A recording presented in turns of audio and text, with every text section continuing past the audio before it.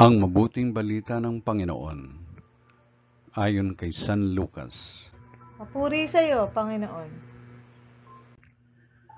Noong panahong iyon, pinalayas ni Jesus ang isang demonyong sanhi ng pagkapipi ng isang lalaki, at ito'y nakapagsalita na mula noon.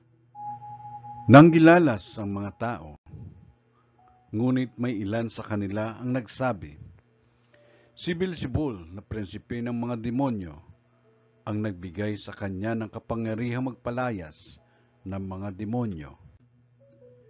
May iba namang nais siyang subukin, kaya't nagsabi, magpakita ka ng kababalaghang magpapakilala na ang Diyos ang sumasa iyo.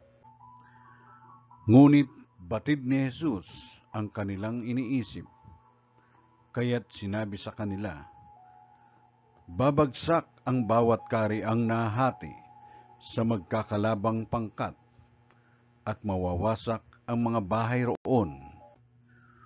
Kung maghimagsik si Satanas laban sa kanyang sarili, paano mananatili ang kanyang kaharian?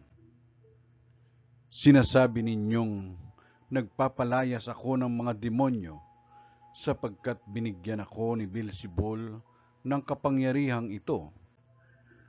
Kung ako'y nagpapalayas ng mga demonyo sa pamamagitan ni Beelzebul, sino naman ang nagbigay ng kapangyarihan sa inyong mga tagasunod na makagawa ng gayon? Sila din ang nagpapatunay na maling-mali kayo. Ngayon, kung ako'y nagpapalayas ng mga demonyo sa pamamagitan ng kapangyarihan ng Diyos, nangangahulugang dumating na sa inyo ang paghahari ng Diyos. Kapag ang isang taong malakas at nasasandatahan ay nagbabantay sa kanyang bahay, malayo sa panganib ang kanyang ari-arian.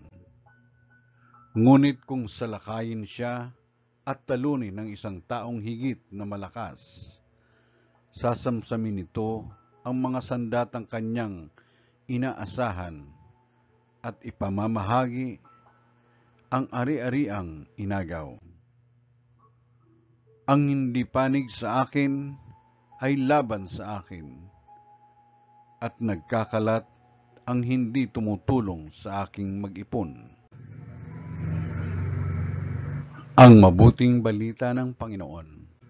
Pinupuri ka namin, Panginoong Jesucristo.